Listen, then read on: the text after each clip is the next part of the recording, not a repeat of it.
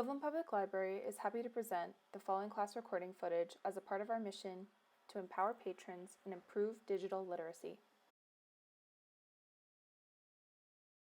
In today's video, we will be covering email safety. So once you have your account set up, how do you avoid scams and phishing and send emails safely and securely? So to go over a few types of emails that you should be suspicious of, this is an example of one that you could receive that looks like it's coming from SunTrust. It has the logo. Looks like something that they might send, but there's a few warning signs here. First of all, at the very top where it says who it's from, SunTrust. So in the actual email address, you can see that SunTrust is misspelled. So it says SunTrust, not SunTrust. So that is one giveaway, is typos. And then something else that you always want to be wary of is being sent emails that are telling you that you have to update your account. And you might get emails that are saying that you have to update an account, but never click on a link. So here it's showing you a link to go to your account and update your ID and password. Instead of clicking on the link, go directly to the site, open a new page, go directly to the site, go to SunTrust and type in your ID and password that way. Because if you do need to update anything, it will also be available to you on your account there. Sometimes hackers can create a false page that looks like you're updating your SunTrust account, but in fact, it's a hacker who is just getting your information. So always look for typos and be wary of clicking on links in an email. This is a similar situation, a prompt to update your account, and always be wary of messaging that is urgent. So for example, in this red button, it says update account now. And this is something that makes, it's a tactic that hackers use to make someone feel like they're going to be shut out of their account if they don't do this right away. And that's typically not the case. Usually nobody's going to shut you out of something immediately. And so never click on something that's showing you something really urgent. And again, you can go to whatever site it is if you have an account with them, but don't click on a button that looks like this.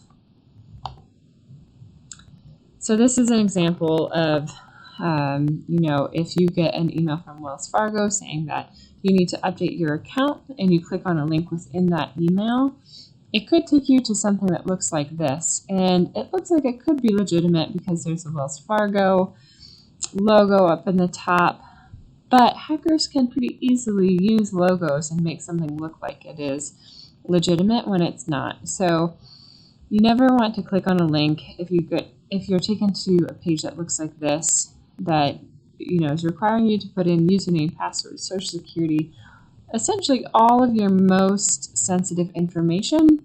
You should have a red flag raised when you see something like this. And again, a lot of the times these emails will be censored by Gmail and they'll be sent to your spam mail. So you won't really be getting a lot of these emails in your inbox, but it's always good to be aware of them. So to review what not to respond to, don't respond to requests to update your account. You can, sometimes people do send you an email to update your account, but make sure you go to the actual site rather than going through an email link. Request to click on links. Urgent messages requiring immediate action. Sensational messages and advertising, something from someone you don't know or trust. So sometimes someone might send an email advertising some new medication, and it might have reviews from some celebrity, and it's all configured to look legit. But don't buy it.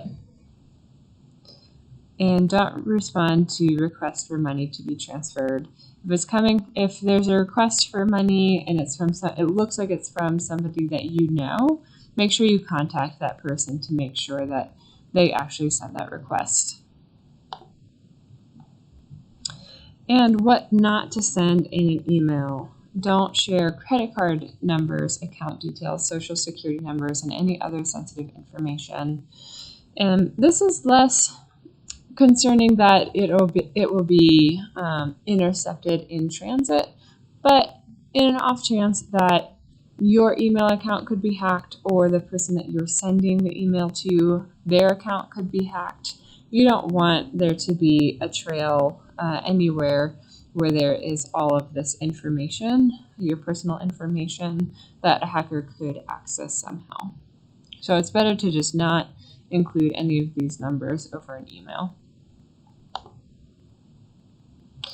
So how do you identify if your account has been hacked? If you have a strange message in your sent messages that you didn't send, so every once in a while it's good to just check your sent message folder, make sure everything is there that you actually sent and nothing else. If you can't sign in, if you see unusual or unfamiliar notifications and activity that could indicate that somebody else is in your account, or you are not actually receiving any emails. And what should you do if this happens? If you are able to sign in, change your password, update any security questions that you might have, notify friends that you may have been hacked, and to be suspicious of emails that they get from your email address, because the hacker is trying to also send emails to anyone in your contact list to also get their information. Change other account passwords if they use the same password that you use in your email. Set up two-step verification. So this is where when you sign into your email, it'll send you a text to your phone. That way it's really making sure that it's you, because your hacker won't be able to receive a notification that comes to your phone.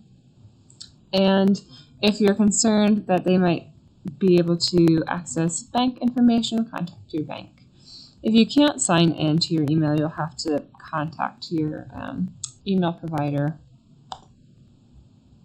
So here we'll go over if you need an added layer of protection if you're sending a really secure message, we can go over that.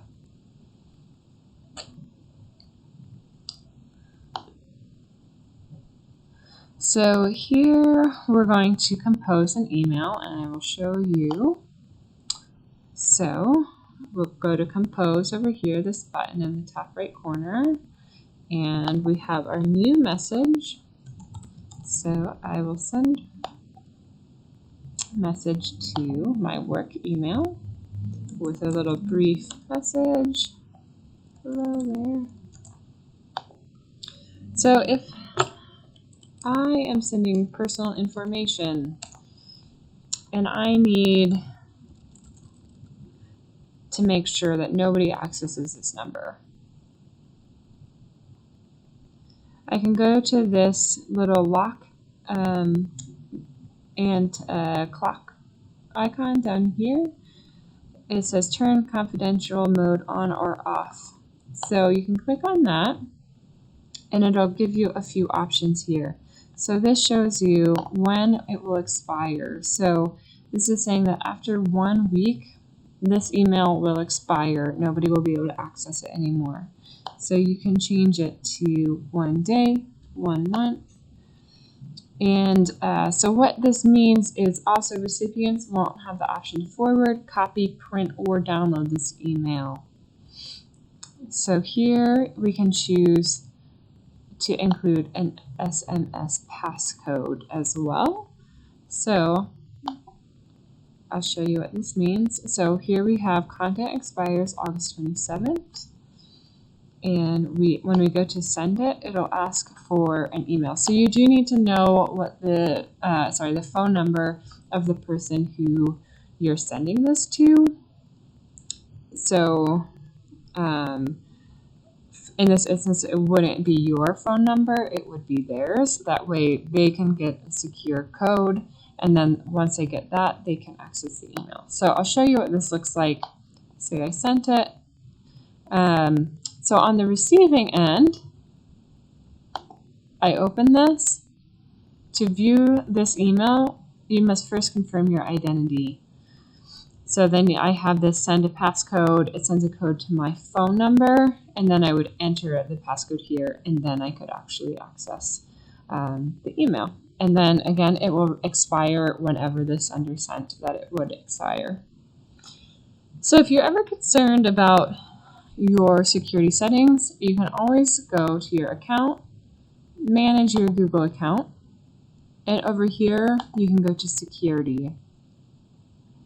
So here we can add a recovery phone, and a lot of times when you sign into your Google account on a new device, it will automatically send a message to your phone. So this is always a good idea. That way, if somebody else is trying to sign into your account from a different device, then they will be blocked because they don't have your phone. So you'll definitely want to have a recovery phone in here. And then here's where you can add a two-step verification process. So I have this set to off, but you can send it to on, and then you can just follow the prompts here.